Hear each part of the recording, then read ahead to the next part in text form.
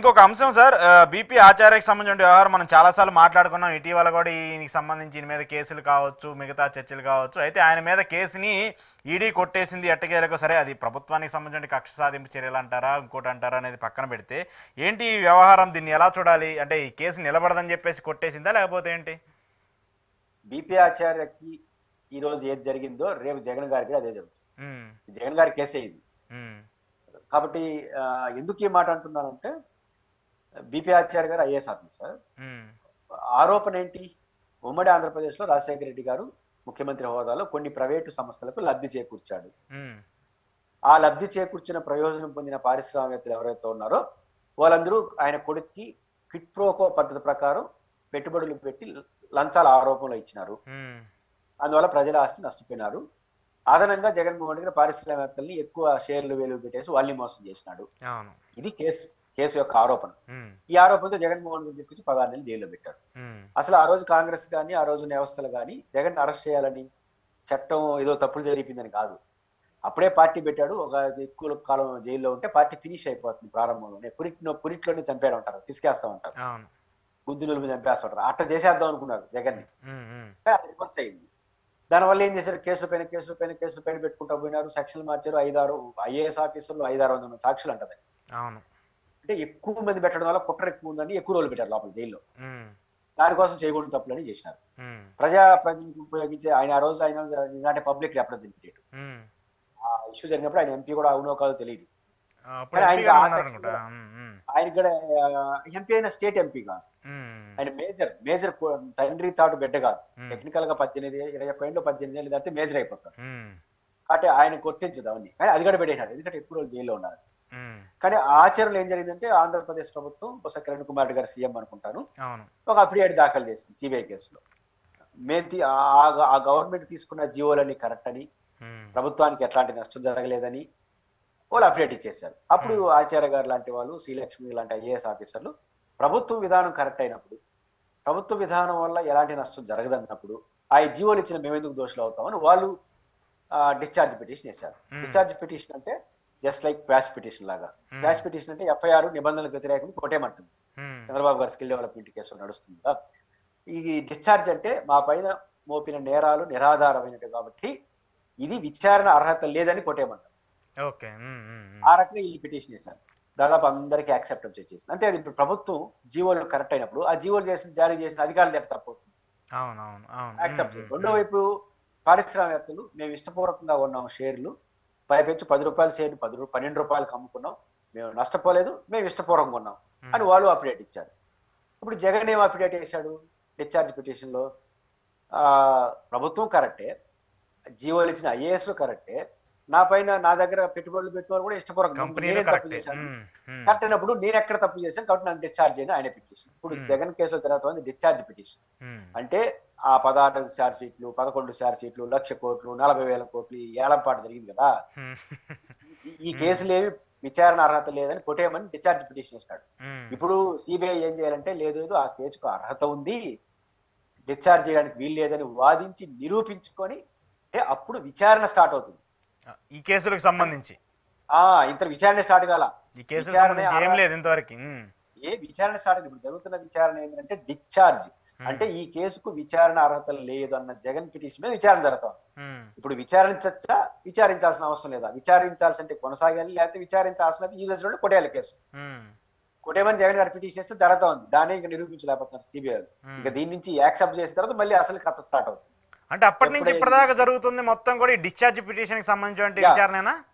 Discharge విషయం ఇప్పుడు పూర్తిగా డిశ్చార్జ్. ఎందుకంటే వాళ్ళు పెట్టిన కేసులు అట్టాడు ఒకదానికోదా. అంటే జగన్ ని ఎక్కువ రోజులు పెట్టాలనే స్పృహ తప్ప మనం ఏం మర్చిపోతున్నారు. ఇప్పుడు పోయి ఇష్టపూర్వకంగా వాళ్ళు బెదిరించి పెట్టారు. ఇప్పుడు అశోక్ అని ఆయన పురుషోత్తం పెట్టిన కంపెనీలో కిట్ ప్రోక ప్రకారం లంచం ప్రకారం నాకు డబ్బులు పెట్టావు అనుకున్నాను. నిజం కూడా కావచ్చు అనుకున్నాం కాసేపు. నీ మీద ఆ కేసు పెడితే ఒప్పుకుంటావా? లంచం తీసుకోవడం ఇంత నేరం, లంచం ఇవ్వడం కూడా నేరం. నువ్వు ఇరుక్కుంటావు. ఆ సోహ కూడా లేదు అప్పుడు కేసు పెట్టినట్టు. అందరి మీద పెట్టారు కేసు. అంటే వాళ్ళ ఉద్దేశం ఏంటంటే దీని వెనకాల పెద్ద కుట్ర ఉందని చెప్తే ఎక్కువ రోజులు జైల్లో ఉంటాడు జగన్. ఆ క్రమంలో వరుస పెట్టి కేసులు పెట్టారు. 600 మంది సాక్షులు. ఇప్పుడు ఏ జడ్జి వచ్చినా 600 మందిని విచారించాలి, 600 మంది స్టడీ చేయాలి. వాళ్ళు చేసరికి ఆయన 2 ఏళ్ళు 3 ఏళ్ళు అయిపోయి వెళ్ళిపోతాడు వేరే కోర్టుకి. మళ్ళీ కొత్త ఆయన వస్తే మళ్ళీ మొదటి నుంచి తింటాడు. లక్షల పేజీలు స్టడీ చేయాలి. ఎప్పుడు డిశ్చార్జ్ పిటిషనే క్లియర్ కాల.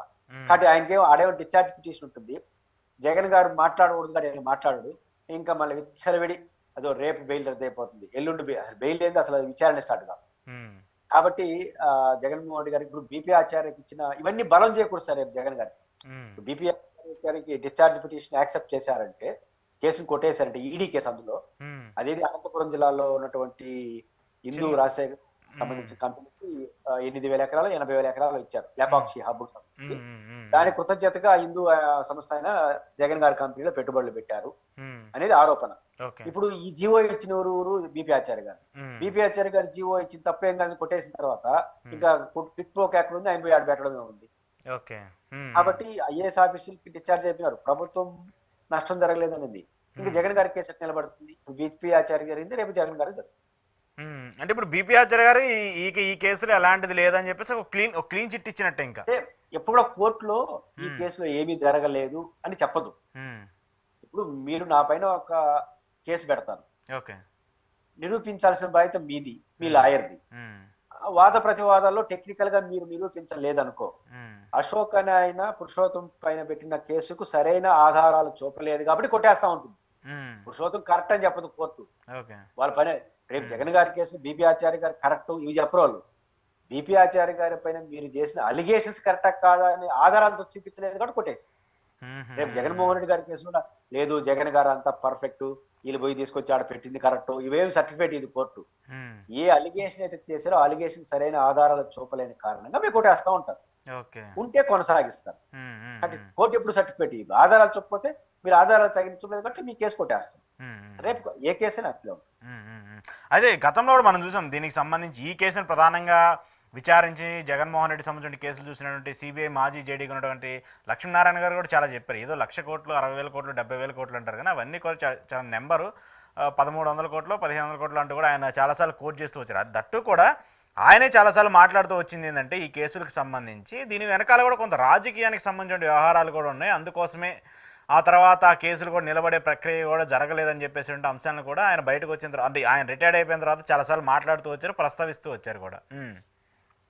ఇప్పుడు దాని రాజకీయం లేదు అని ఎట్లా ఉదాహరణకు పెట్టింది ఏ ప్రభుత్వంలో? కాంగ్రెస్ ప్రభుత్వంలోనే కదా. కాంగ్రెస్ ప్రభుత్వంలోనే శంకర్రావు అనే ఎమ్మెల్యేతో ఐనూరు కాంగ్రెస్ పార్టీ ఎమ్మెల్యేగా అందరికీ తెలుసు జగన్ గారి పైన కేసులు పెట్టింది అందరూ ఉండాలని. ఏ కాంగ్రెస్ ప్రభుత్వ నాయకత్వంలో సిబిఐ జగన్ ని అరెస్ట్ చేసిందో అదే కాంగ్రెస్ పార్టీ నాయకత్వం రాష్ట్ర ప్రభుత్వం ఏమీ లేదని చెప్పేసింది కోర్టు కేసు. దీని రాజకీయం అనుకోండి ఏమన్నా చెప్పండి. ఏపీ ప్రభుత్వం అప్పుడే రాజశేఖర రెడ్డి గారు ఉన్నారా, జగన్ ఉన్నాడా, కిరణ్ కుమార్ రెడ్డి ఉన్నాడు, మీరు పెట్టిన ముఖ్యమంత్రి. అప్పుడు ఏ రాజకీయ పార్టీ అయితే అలిగేషన్స్ తో సిబిఐ కేసులతో ఇరికిచ్చిందో అదే పార్టీ నాయకత్వంలో ఆంధ్రప్రదేశ్ ప్రభుత్వం, ఉమ్మడి ఆంధ్రప్రదేశ్ ప్రభుత్వం అన్ని కరెక్ట్ అని చెప్పిస్తుంది.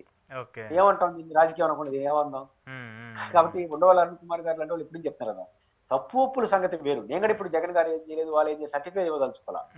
పాయింట్ ఏంటంటే వాళ్ళు చేసిన అలిగేషన్స్ కి చెప్తున్న దానికి ఏమి మాత్రం పొంతన కుదరలేదు కాబట్టి ఈ కేసు నిలవదు అంటున్నారు.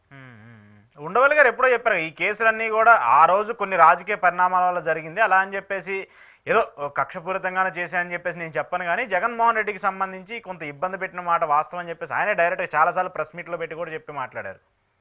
ఇప్పుడు కాంగ్రెస్ లో ఉంటూ కక్షపాతింపు అనలేడు కదా. అవునవును. కాబట్టి ఇప్పుడు కేసు లేనప్పుడు పెట్టడం కక్షాధిపం ఏమవుతుంది అంటే ఆయన డిప్లొమాటిక్ గా మాట్లాడవచ్చు. కానీ ఉండవల్లి అరుణ్ కుమార్ స్టబర్న్ గా జగన్ గారి కన్నా బలంగా ఆయన లెక్కల ప్రకారం 500-600 కోట్లే ఇప్పుడు అడిగే ఆరోపణ లేదు కూడా. కానీ లెక్క ఎట్టంటుందంటే అశోక్ గారు ఇప్పుడు సాక్షి పత్రికలో పెట్టుబడులు పెట్టారు ఈ ఆరోపణలు. ఇప్పుడు సాక్షి కూడా సిబిఐ మీడియా ఇంకా ఉంది.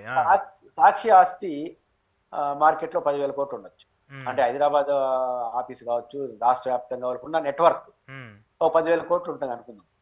ఈడీ వాళ్ళు ఏం చేస్తారంటే సాక్షిని అటాచ్మెంట్ అవుతుంది తీసుకుంటారు. అప్పుడు కేసు తెలుగుదేశంలో ఏమన్నారు, 10,000 కోట్లు ఈడీ అటాచ్మెంట్ అనేస్తారు. 10,000 కోట్లు కాదు, అది 1,00,000 కోట్ల ఆస్తి విలువ ఉన్నా కూడా తీసుకుంటారు. ఆరోపణ ఎంత దానిపైన అంటే 200 కోట్లు 300 కోట్లు పెట్టుబడులు పెట్టింది. పెట్టుబడి పెట్టింది కానీ 200 కోట్లకి అటాచ్మెంట్ అంటే చేయరు. అటాచ్మెంట్ అంటే అర్థం ఏంటంటే ఇప్పుడు సాక్షిలో పెట్టుబడులు పెట్టారు, రేపు కోర్టు సాక్షి తప్పు జరిగిందని నిరూపించింది అనుకో కోర్టులో సిబిఐ, అప్పుడు ఆ 200 కోట్లు లాక్కోవాలిగా. అవును. కాబట్టి లాక్కోవాలంటే ఆ సంస్థ ఆడ ఉండాలి కదా. అలా కాకుండా ఫ్రీ హ్యాండ్ ఇచ్చేస్తే వాళ్ళు తప్పులు చేస్తుంటే ఆ సంస్థ ఏ రోజులు కమ్మేసి ఏరే పని చేస్తారు. అందుకని ఈడీ అటాచ్మెంట్ ఎందుకు చేస్తారంటే ఆ ఆస్తి అట్లే ఉంటే రేపు నిరూపితం అయితే దాంట్లో వాళ్ళకి కావాల్సింది తీసుకుంటారు. ఆ 200 కోట్లు 300 కోట్లు ఫైన్ వేస్తే ఎంత అంటే అంత. కానీ అది 10,000 కోట్ల ఆస్తి 1,00,000 కోట్ల ఆస్తి ఈడీ చూడదు. ఎంత ఆస్తో దాన్ని సీజ్ చేస్తారు. సీజ్ అనకూడదు, ఈడీ అటాచ్మెంట్ తీసుకెళ్తారు. వీళ్ళు ఏం చేశారు, సాక్షి ఆస్తి 10,000 కోట్లు కాబట్టి దానికంటే లెక్కేసారు 1,00,000 కోట్లు.